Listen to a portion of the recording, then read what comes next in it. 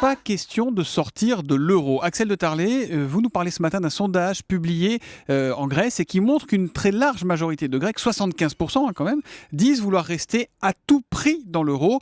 Ça veut dire quoi ? Qu'on joue à se faire peur pour rien là, depuis quelques jours ? Exactement, d'autant que vous savez que Syriza, donc ce parti d'extrême gauche qui est toujours en tête à 2 semaines des élections, Syriza ne demande pas à sortir de l'euro. Ce parti demande simplement un allègement de la dette qui est énorme en Grèce, qui étouffe l'économie et empêche son redémarrage. Oui, mais cet argent, ce sont les pays européens qui l'ont prêté à la Grèce. Donc c'est le contribuable français, allemand, italien, etc. qui sera lésé si les Grecs ne remboursent pas. Voilà, et vous êtes au cœur du problème. Les banques sont sorties du jeu en Grèce. Ce sont les États européens qui ont prêté des dizaines et des dizaines. Les chiffres sont connus. Les Allemands ont prêté 80 milliards, les Italiens 44, les Français 48 milliards. Donc si vous divisez par le nombre d'habitants, chaque Français a prêté à la Grèce 735 euros. Donc si dans une famille vous êtes 4, ça veut dire que chaque famille a prêté 3000 euros à la Grèce. Voilà ce qui est en jeu. Et c'est pour ça d'ailleurs que les Allemands sont si nerveux. Et ils s'étonnent d'ailleurs que ce débat n'ait lieu que chez eux. Parce que les sommes dont on parle, vous voyez, sont énormes. 3000 euros dans une famille. Attendez, si les Grecs ne remboursent plus immédiatement, l'Europe va suspendre son aide.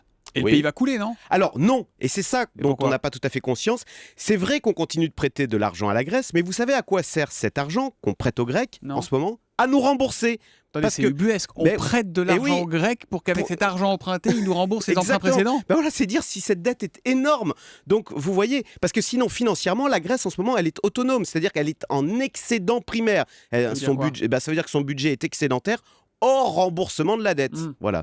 Donc, alors on va voir comment tout cela se termine. Alors c'est vrai, d'un côté, il faut toujours rembourser ses dettes, mais de l'autre, c'est vrai aussi qu'on dit qu'une monnaie ne peut pas fonctionner sans un minimum de solidarité. De la même façon que l'Île-de-France paye et est solidaire vis-à-vis de la Corrèze, ou que l'Allemagne de l'Ouest est solidaire vis-à-vis des Länder de l'Est, eh bien les pays riches en Europe doivent aussi accepter d'être solidaires vis-à-vis des plus pauvres, ou alors on ne fait pas, en tous les cas, on ne fait pas la monnaie unique et chacun revient à sa propre monnaie et retrouve sa souveraineté monétaire. Ça va se jouer dans les semaines et dans les mois qui viennent. Et ça alimente l'éternel débat. Faut-il, avec une monnaie unique, une politique économique commune ? Mais ça, c'est une autre histoire, comme dirait Franck Ferrand tous les matins sur Europe 1. Le Zoom Éco, tous les jours, c'est à 7h10 avec Axel de Tarlé. À lundi, Axel.